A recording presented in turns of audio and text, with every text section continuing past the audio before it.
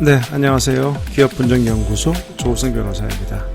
자, 오늘은 제 책 리더는 하루에 100번 싸운다 제26강 리더는 두려움을 쉽게 내색해서는 안 된다 편을 같이 살펴보겠습니다. 우선 근거가 되는 한비자 해당 문구는 그 15편 망징에 나오는 얘기인데요. 군주가 마음이 좁고 성질이 경박하여 쉽게 휩쓸리거나 동요를 일으키고 쉽게 격분하여 앞뒤 사정을 올바로 분간하지 못하면 그 나라는 멸망하게 될 것이다. 자, 사례입니다. K사의 심 대표는 남자답고 화통한 성격의 소유자라서 항상 주위에 많은 사람들이 따랐습니다.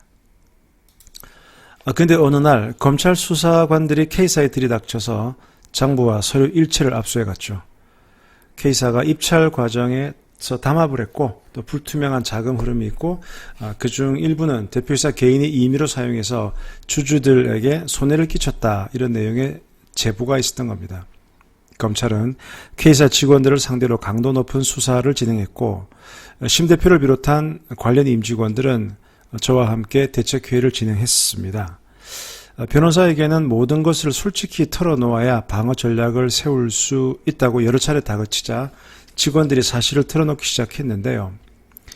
직원들의 설명을 다 들어보니까 담합에 대한 부분은 유죄 혐의는 있어 보이지만 충분히 전체적으로는 무죄를 다퉈볼 만한 여지가 있었어요. 또 대표이사의 횡령 부분 역시 회사에 다 갚았고 그 다음에 그 처음에 돈을 빼갔을 때 그 자금의 사용 용도가 회사를 위했다라는 흔적이 많기 때문에 이 부분을 충분히 어필하면은 벌금형 정도에서 그칠 수 있지 않을까 이렇게 판단이 되었거든요. 자, 심 대표 생전 처음 검찰의 수사를 받는 것이라 적잖게 놀란 것 같았습니다. 그 회의를 진행할 때에도 이 전반적인 방어 전략을 구축해야 되는데 걱정이 되니까 저한테 이렇게 얘기하는 거죠. 이거 구속되지 않을까요? 만약 구속되면 어느 기간 정도 구속이 될 수 있나요? 이거 큰일인데 이거. 라면서 이제 본인의 구속 여부에 계속 관심을 보였어요. 저는 이제 구속이 될지 안 될지는 검찰 수사를 어떻게 받느냐에 따라 달라질 수 있으니까 사건 자체에 좀 집중하는 게 좋겠다. 이렇게 여러 번 강조했죠. 그런데 회의 과정에서 심 대표가 보여준 모습들은 다소 실망스러웠습니다. 이런 거죠. 아이씨, 일이 이 지경이 되도록 관련 임직원들이 도대체 일을 어떻게 처리한 거야, 지금 대체. 아니, 월급 받고 일을 이따구로 처리해서 이렇게 사람을 공경에 처하게 합니까? 이런 식으로 부하 직원들을 다그치면서 짜증을 내더군요. 그리고 여러 루트를 통해서 검찰 수사에 대한 정보 아닌 첩보를 자체적으로 수집하더니 급기야는 이제 저를 붙잡고는 이런 말까지 하시더군요. 변호사님, 아무래도 저를 구속하려 하는 것 같은데 어쩌죠? 일단 도망부터 가야 합니까?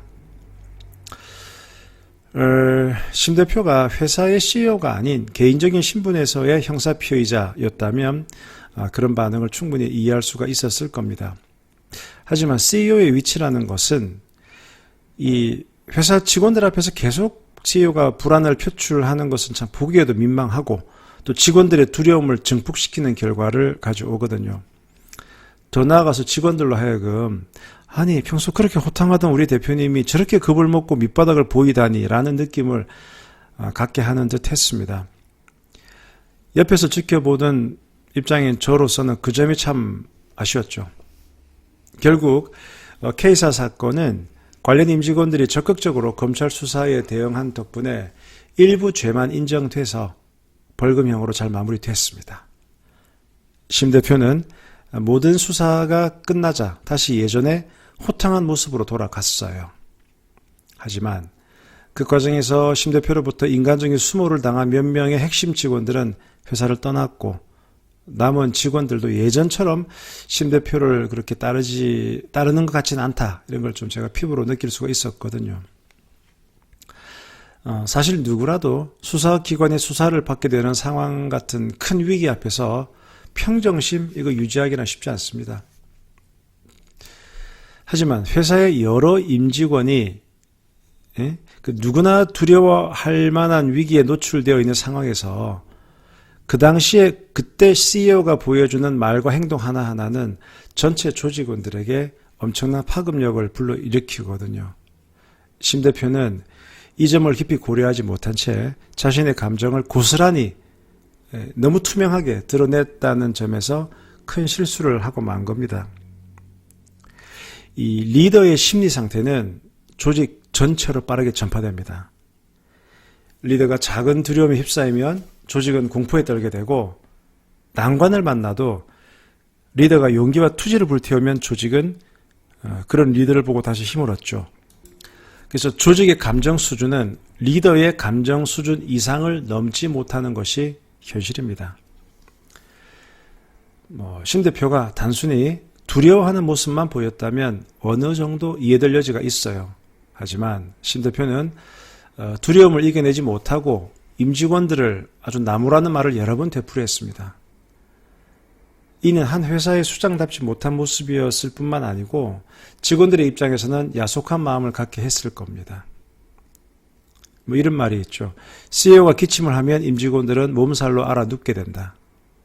그만큼 임직원들은 리더의 일거수일투족에 예민하게 촉각을 곤두세우고 있습니다. 더욱이 일반적인 상황이 아닌 회사가 위기에 봉착했을 때라면 그 민감도는 더 커질 수밖에 없죠. 변호사로서 상담을 하다 보면 회사에 여러 가지 위기가 발생했을 때 CEO와 임직원이 어떤 식으로 반응하는지 곁에서 지켜볼 기회가 많이 있습니다. 그런데 회사마다 양상이 정말 다양합니다. 어떤 CEO는 신 대표처럼 임직원들을 원망하는 한편 본인에게 닥칠 위험, 그러니까 그게 형사 구속이라든가 또 민사적인 손해배상 청구라든가 이런 것에 대해서 극도로 민감하게 반응하면서 그 문제에만 집착합니다. 반면에 어떤 CEO는 모든 책임은 내 책임이다. 자네들은 잘못이 없다. 라고 단호히 말하면서 의연하게 책임지는 자세를 보여주기도 합니다. 중요한 것은 리더가 어떤 자세를 보여주느냐에 따라서 임직원들의 태도가 달라진다는 것에 있어요. 리더가 내게 모든 책임이 있다라고 선언하는 경우에 임직원들도 잘못을 인정하고 적극적으로 그 책임을 나누어지겠다는 태도를 보입니다. 반면에 리더가 임직원들을 나무라고 짜증을 내면서도 자신에게 닥칠 위협에 대해서만 극도로 두려워할 경우에는 임직원들도 어떻게든 자신에게 책임이 돌아오는 것을 피하기 위해서 몸을 사리는 모습을 보입니다. 심지어 직원들이 수사를 받으면서 CEO에게 불리한 진술을 자진해서 하는 경우도 있더라고요. 리더가 위기 상황에서 스스로 두려워하는 모습을 보이면 임직원들은 더 불안한 마음이 들어서 난관을 타개할 만한 용기를 갖지 못합니다. 반대로 위기 상황에서도 리더가 중심을 잡고 강인한 모습을 보여주면 임직원들도 마음의 안정을 갖고 위기를 돌파해야겠다는 용기를 갖습니다.